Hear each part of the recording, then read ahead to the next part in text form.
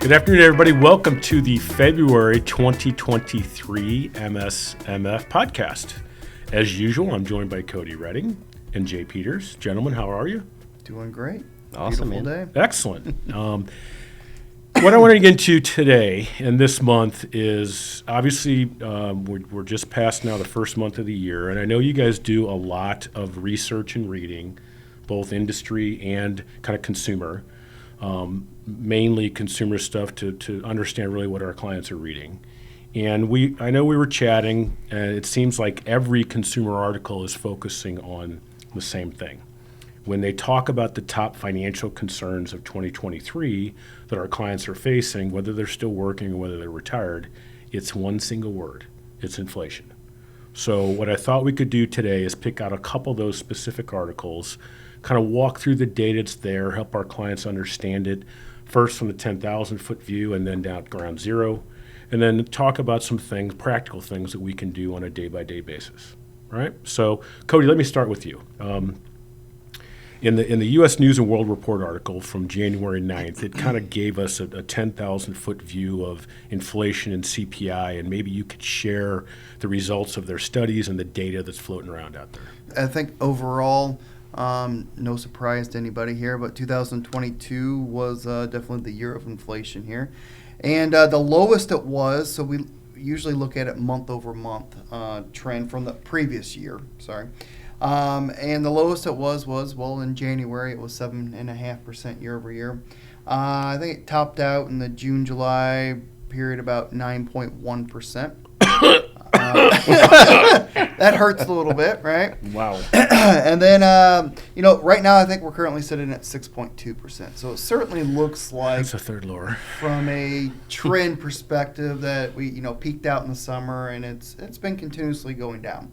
Now, can we have certainly a couple bumps here and there? I would probably expect that going into more of the, spring, summer months just because that's a natural inflationary period, it seems like. Some interesting things that we thought we'd bring up too was last year, because of inflation and the impact it's just had on people, cost of living, 41% stopped putting money into their qualified plans of some sort. So that means 401ks or IRAs, which I found that to be a very high number. That's concerning. Right. Alarming.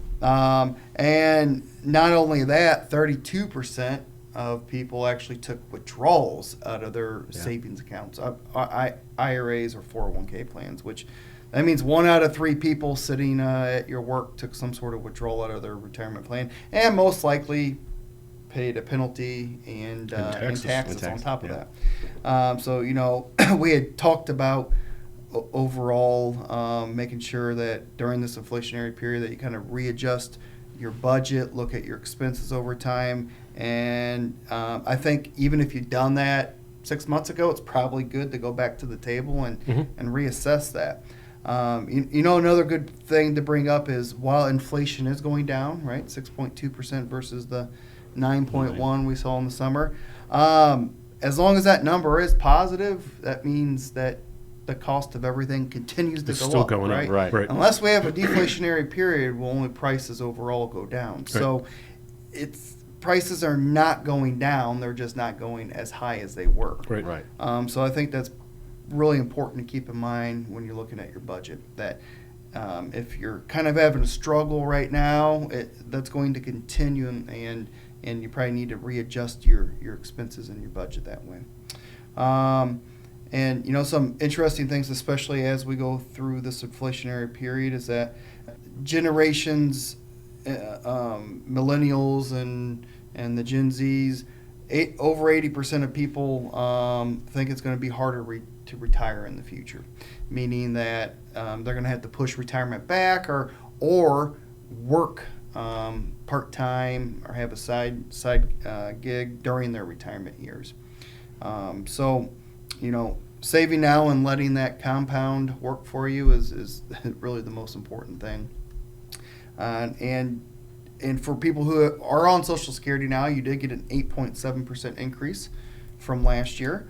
Although, basically that was your inflation bump because your expenses went up that much. Correct. So certainly don't expect that much of an increase for 2023. So, I guess readjusting the budget is kind of the theme here. Absolutely. So so the U.S. News and World Report, that the survey was 2,000 people, right? And it covered a spectrum of age bands and people that have saved for a handful of years, a whole bunch of years, and a lot of years. Right. So you can extrapolate the data. It's across a lot of generations of folks, and it sounds like, particularly when you mentioned the millennials and the Gen Z, it's very pessimistic for the next couple generations that will retire in terms of what this impact's going to be. Right. Yeah, I think it certainly, of course, we don't know the impact today, but obviously people are thinking it's going to have a future impact for their kids and kids' kids. So, being able to increase your savings right now, I think it's particularly important. And just making sure you're not, doing wasteful spending, Right. which I think Jay will kind of touch on here. Yeah, and I would say again that the general sense may be pessimistic, but we all know in practical application that it doesn't necessarily have to be the case. Right. If we develop a financial game plan and we put some discipline in terms of what's going on. Right. Jay, let's move on to you. So let's take the survey from U.S. News and World Report, and let's go to the article from Insider Intelligence, which really kind of gets us down to ground zero relative to what's the impact now to people in February of 2023. Where are they feeling it? What's going on? What's happening? Yeah, so the first thing is the word recession, right? So with inflation, one of the biggest fears is that we're going to run into a recession. And, looking at the data there, 8 in 10 U.S. adults think that 2023 will be a year of economic difficulty is how they phrased it. And you might interpret that as, we might have an a recession, might have some more layoffs, might be more difficult to save things because of higher inflation and budgeting, different things. So there's a lot of people who are feeling that mentally that, hey, this could be a tough year. Right. Another thing is 43% cited inflation's impact on expenses as their top financial concern. So, of all the things out there to be thinking about, there it is again, inflation, right? And then the other one is 56% of households plan to save money in 2023, but the financial goals was the second most popular New Year's resolution. I found that fascinating, right? How many different New Year's resolutions are out there? And then here it is, financial goals setting, thinking about their money because of inflation is the top thing, right? That says a lot of the mentality of how Americans are feeling right now. And probably a lot of our clients are thinking the same way too. Right. So if that's kind of the how people are feeling about it, how are things happening right now? So savings rates. We always measure the personal savings rate, in which case it fell to the lowest since 2005. So, not only are expenses going up, but it's harder to save because of that. And so that's kind of the result of it. So the biggest impact, if things are costing more, it's harder to save. The impact is really going to be felt the most at like grocery stores, the gas pump. If you're watching your monthly budget, it probably is going up over time. To Cody's point, it probably isn't going to go down unless you do a couple things about it. Correct. So it's not here to stay, but it's here for a bit. Right. And we got to manage around it. And what I'm hearing is, pessimism from Cody in terms of what people responded to in the U.S. News and World Report. And the same type of thing in the Insider Intelligence article, there's pessimism. Right. And I would say a lot of those folks that were polled could benefit from, yes, this is self-serving, the working with a financial advisor or financial coach, because we've helped people navigate this in the past where they don't have to pull money out of their retirement plan. They don't have to lower their savings rate. That's key. Mm-hmm. So, again, I think the pessimism can take over people. And really, we want to pull people out of that mode, because I personally, right now, today in February, don't have the doom and gloom outlook going forward. Yeah, there's some stuff to navigate, but there's also some good things happening. And I will say, I was at the gas station the other day. I saw this really funny sticker that somebody put on the pump, and I'm waiting for those same funny stickers to be in the grocery store. So that's all I'll say about that. There's a side hustle right there. Somebody's right? making some money. We're going to talk about that in a minute. So let's talk about now, what do we do with all this information, right? There is a pessimistic view. I think the three of us offer, don't be that pessimistic, right? There are some good things, and frankly, we've navigated this before. I know sometimes people have a hard time when we tell them that. We've been here before, just not in our near-term memory, right? So Jay, let's start with what's one main thing you would advise your clients and our clients to do in times like this where they're nervous, they're pessimistic, they're looking at uncertainty, and they're spending a heck of a lot more money in the grocery store and at the pump? Yeah, so I think that's kind of the number one thing that people think about when we talk about inflation and things costing more. Is like, oh my gosh, I have to go in there with the red pen and start scratching everything out, right? But we kind of approach it as, well, you need to be thinking about this as more of smart spending, right?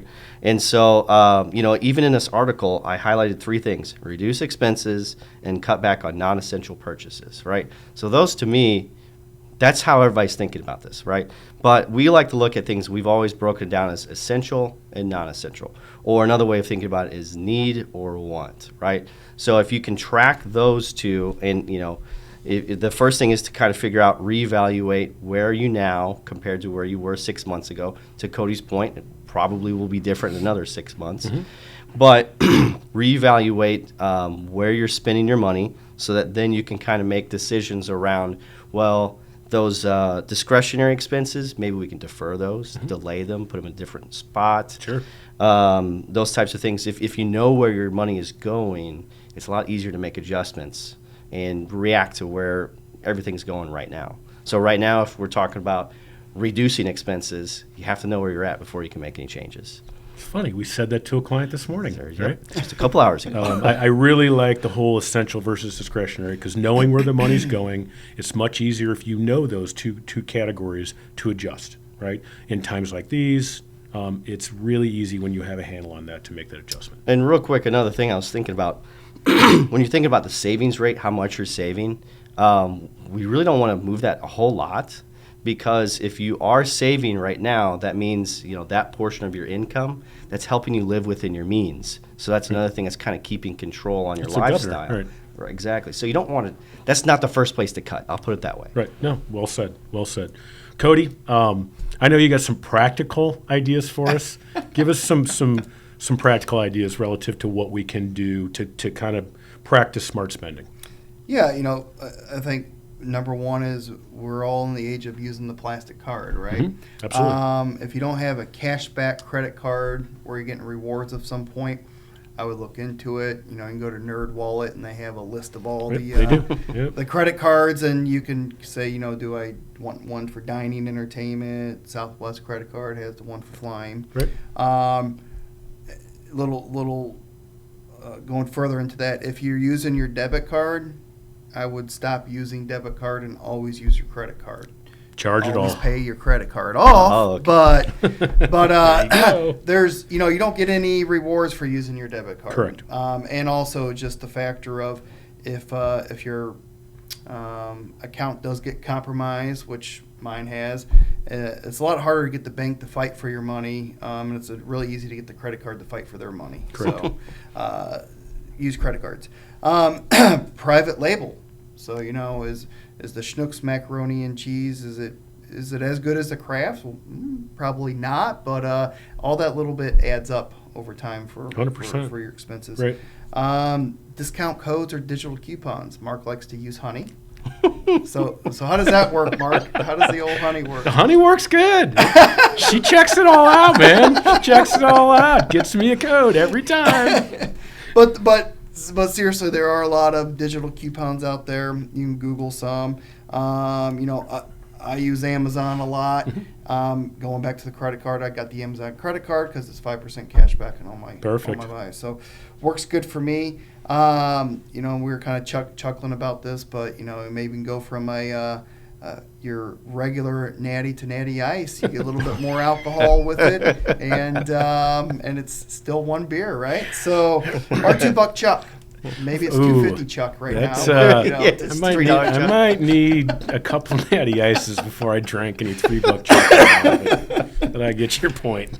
But yeah, there are certainly ways to still get what you want, but maybe cut back on some of those expenses. Get it for less. Right.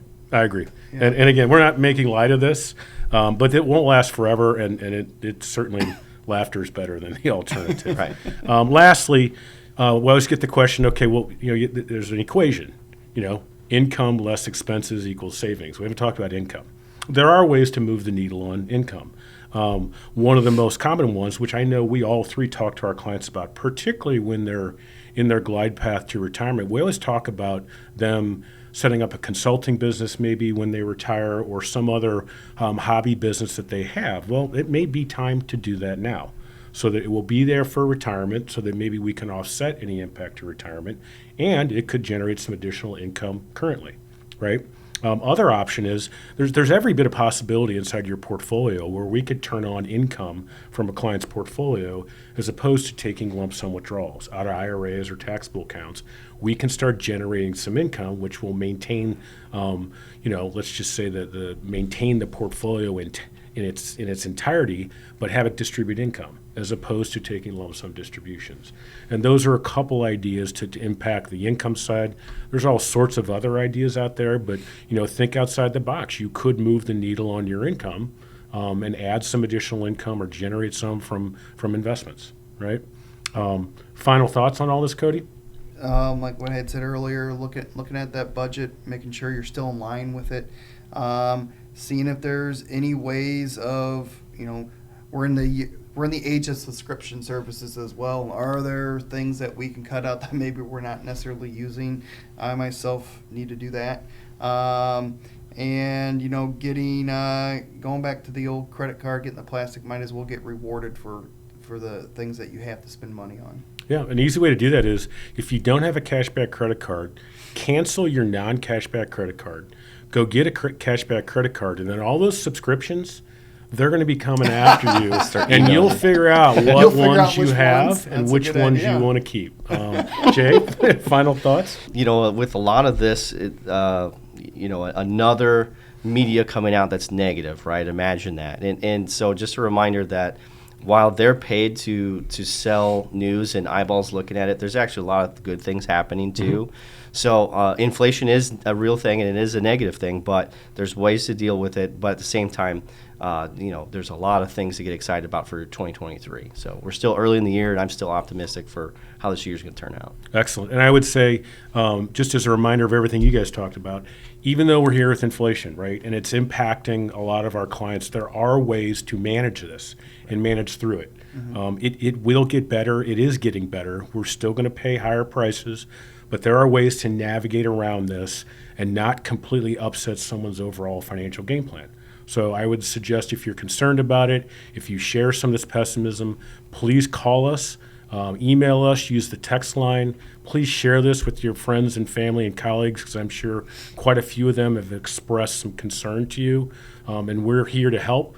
And I can tell you, knowing how these two guys work and how they've helped me with my clients over the decades, we can help you navigate through this current period to sunnier days on the other side.